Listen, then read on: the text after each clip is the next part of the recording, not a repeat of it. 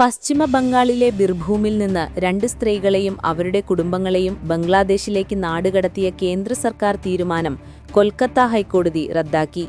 നാടുകടത്തൽ നിയമവിരുദ്ധമാണെന്ന് വ്യക്തമാക്കിയ കോടതി 3 കുട്ടികളുൾപ്പെടെ 6 പേരെയും 1 മാസത്തിനുള്ളിൽ ഇന്ത്യയിലേക്ക് തിരികെ കൊണ്ടുവരാൻ ഉത്തരവിട്ടു. ഉത്തരവ് താൽക്കാലികമായി സ്റ്റേ ചെയ്യണമെന്ന കേന്ദ്രത്തിന്റെ അപേക്ഷയും കോടതി തള്ളി. സൽമാൻ റുഷ്ദിയുടെ ദി സാത്താനിക് വേഴ്സസ് എന്ന പുസ്തകം നിരോധിക്കണമെന്ന ഹർജി സുപ്രീം കോടതി തള്ളി. ജസ്റ്റിസ് വിക്രംനാഥ്, സന്ദീപ് മേത്ത എന്നിവരടങ്ങിയ ബെഞ്ചാണ് ഹർജി തള്ളിയത്. ഹർജിക്കാർ ഹൈക്കോടതി വിധിയെ വെല്ലുവിളിക്കുകയാണെന്ന് സുപ്രീം കോടതി നിരീക്ഷിച്ചു.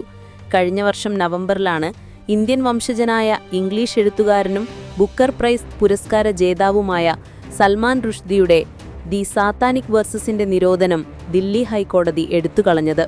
സ്വാമി ചൈതന്യാനന്ദ സരസ്വതിക്കെതിരായ ലൈംഗികാതിക്രമ കേസിലെ മുൻകൂർ ജാമ്യാപേക്ഷ തള്ളി കോടതി. ദില്ലി പട്യാല ഹൗസ് കോടതിയിലാണ് മുൻകൂർ ജാമ്യാപേക്ഷ സമർപ്പിച്ചിരുന്നത്. പ്രതി നിരവധി കേസുകളിൽ പ്രതിയാണെന്നും ഒളിവിൽ കഴിയുകയാണെന്നും പോലീസ് കോടതിയിൽ വാദിച്ചു. തുടർന്നാണ് ജാമ്യാപേക്ഷ തള്ളിയത്. ഉത്തർപ്രദേശ് ബറേലിയിൽ വെള്ളിയാഴ്ച പ്രാർത്ഥനയ്ക്ക് ശേഷം നടന്ന ഐ ലവ് മുഹമ്മദ് ക്യാമ്പയിൻ അക്രമാസക്തമായി. പ്രതിഷേധക്കാർക്ക് നേരെ പോലീസ് ലാത്തിചാർജ് നടത്തി. അല ഹസ്രത്ത് ദർഗ IMC മേധാവി മൗലാന തൗക്കീർ റാസാഖാന്റെ വീടിന് പുറത്ത് ഐ ലവ് മുഹമ്മദ് എന്ന പ്ലക്കാർഡുകളുമായി പ്രതിഷേധക്കാർ ഒത്തുകൂടി. ജനക്കൂട്ടം ഐ ലവ് മുഹമ്മദ് മുദ്രാവാക്യം വിളിക്കാൻ തുടങ്ങിയതോടെയാണ് സംഘർഷമുണ്ടായത്. സ്ഥിതിഗതികൾ നിയന്ത്രണാതീതമായതോടെ പോലീസ് ലാത്തിചാർജ് നടത്തി. ഉത്തർപ്രദേശിലെ ബഹ്റയിച്ചിൽ അംഗീകാരമില്ലാതെ പ്രവർത്തിച്ചിരുന്ന ഒരു മദ്രസയിലെ ടോയ്ലറ്റിനുള്ളിൽ 9നും 14നും ഇടയിൽ പ്രായമുള്ള 40 പെൺകുട്ടികളെ പൂട്ടിയിട്ട നിലയിൽ കണ്ടെത്തി. മദ്രസയുടെ രേഖകൾ പരിശോധിക്കുകയും സ്ഥാപനം അടച്ചുപൂട്ടാൻ ഉത്തരവിടുകയും ചെയ്തിട്ടുണ്ട്. കുട്ടികളെ സുരക്ഷിതമായി വീടുകളിലേക്ക് അയക്കാൻ മാനേജ്മെന്റിന് നിർദ്ദേശം നൽകിയെന്നും എല്ലാവരും വീട്ടിൽ തിരിച്ചെത്തിയതായും മുഹമ്മദ് ഖാലിദ് അറിയിച്ചു. 4 പേർ കൊല്ലപ്പെട്ട ലഡാക്ക് സംഘർഷത്തിന് പിന്നാലെ സമരനേതാവ് സോനം വാങ്ചുക് അറസ്റ്റിൽ. ദേശസുരക്ഷാ നിയമപ്രകാരമുള്ള അറസ്റ്റിൽ കലാപത്തിലേക്ക് ജനങ്ങളെ പ്രേരിപ്പിച്ചു എന്ന കുറ്റമാണ് ചുമത്തിയിരിക്കുന്നത്. കേന്ദ്ര സർക്കാർ അവഗണനയ്ക്കെതിരെ ഏതാനും ദിവസങ്ങൾക്ക് മുൻപാണ് പ്രതിഷേധക്കാർക്കൊപ്പം സോനം വാങ്ചുക് പ്രതികരിച്ചിരുന്നത്. ലഡാക്കിൽ പ്രതിഷേധിച്ച സംഘടനകളുടെ പ്രതിനിധികളുമായി ഇന്ന് ആഭ്യന്തര മന്ത്രാലയം ചർച്ച നടത്തും. Ladakh apex body, Kargil democratic alliance എന്നീ സംഘടനകളുടെ 6 പ്രതിനിധികളാണ് ചർച്ചയ്ക്കായി ദില്ലിയിലെത്തിയിരിക്കുന്നത്. സംസ്ഥാന പദവി, സ്വയംഭരണാവകാശം തുടങ്ങിയ വിഷയങ്ങളടക്കം ചർച്ചയിൽ ഉയരുമെന്നാണ് വ്യക്തമാകുന്നത്. സോനം വാങ്ചുക്കിന്റെ അറസ്റ്റിന് പിന്നാലെയാണ് ലഡാക്കിൽ പ്രതിഷേധിച്ച സംഘടനകളുടെ പ്രതിനിധികളുമായി ആഭ്യന്തര മന്ത്രാലയം ചർച്ച നടത്തുന്നതെന്നത് ശ്രദ്ധേയമാണ്. അതേസമയം മാഗ്സസെ പുരസ്കാര ജേതാവ് കൂടിയായ സമരനേതാവ് സോനം വാങ്ചുക്കിനെ പ്രതിഷേധ സാധ്യത കണക്കിലെടുത്ത് രാജസ്ഥാനിലെ ജോധ്പൂരിലേക്കാണ് മാറ്റിയതെന്ന് അധികൃതർ അറിയിച്ചു. ഇന്ത്യയ്ക്കും കാനഡയ്ക്കും ഇടയിൽ ബന്ധം മെച്ചപ്പെടുത്താനുള്ള നീക്കവുമായി കാനഡയുടെ ദേശീയ സുരക്ഷാ ഉപദേഷ്ടാവ് ടാലി ഡ്രൂയിൻ ഇന്ത്യയിലെത്തി. രാജ്യങ്ങൾക്കിടയിലുണ്ടായ ആശങ്കകൾ പരിഹരിക്കാൻ ഇരു രാജ്യങ്ങളും പുതിയ മാർഗം കണ്ടെത്തിയെന്ന് നഥാനി ഡ്രൂയിൻ പറഞ്ഞു.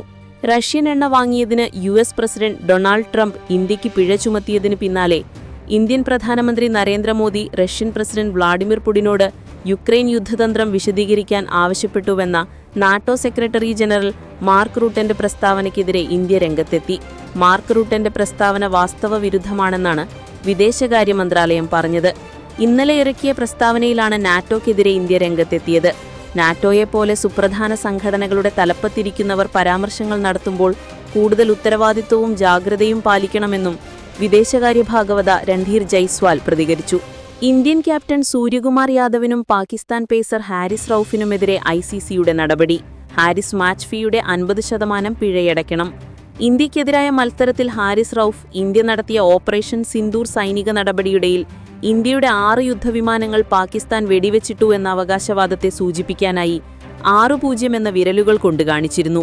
പാകിസ്ഥാനെതിരായ ജയം പഹൽഗാം രക്തസാക്ഷികൾക്ക് സമർപ്പിച്ച സൂര്യകുമാർ യാദവ് മാച്ച് ഫീയുടെ 30% പിഴയടയ്ക്കണം.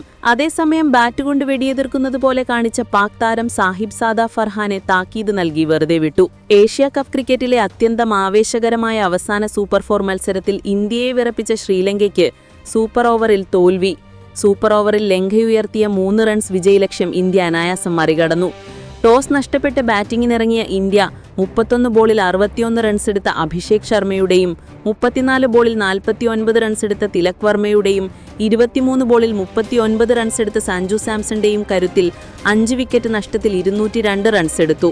മറുപടി ബാറ്റിംഗിൽ 58 ബോളിൽ 107 റൺസെടുത്ത പതും നിസംഗിനുടെയും 32 ബോളിൽ 58 റൺസെടുത്ത കുശാൽ പെരേരയുടെയും കൂട്ടുകെട്ടിലൂടെ ഇന്ത്യയെ വിറപ്പിച്ച ശ്രീലങ്കയ്ക്കും 5 വിക്കറ്റ് നഷ്ടത്തിൽ 202 റൺസ് എടുക്കാനേ സാധിച്ചുള്ളൂ. പിന്നാലെ നടന്ന സൂപ്പർ ഓവർ പോരാട്ടത്തിൽ ഇന്ത്യയ്ക്കായി പന്തെറിഞ്ഞ അശ്രദീപ് 2 വിക്കറ്റ് വീഴ്ത്തി 2 റൺസ് മാത്രമാണ് ശ്രീലങ്കയ്ക്ക് വിട്ടുകൊടുത്തത്. മറുപടി ബാറ്റിംഗിൽ ഇന്ത്യയുടെ സൂര്യകുമാർ യാദവ് ആദ്യ പന്തിൽ തന്നെ 3 റൺസ് എടുത്ത് വിജയം നേടിത്തന്നു.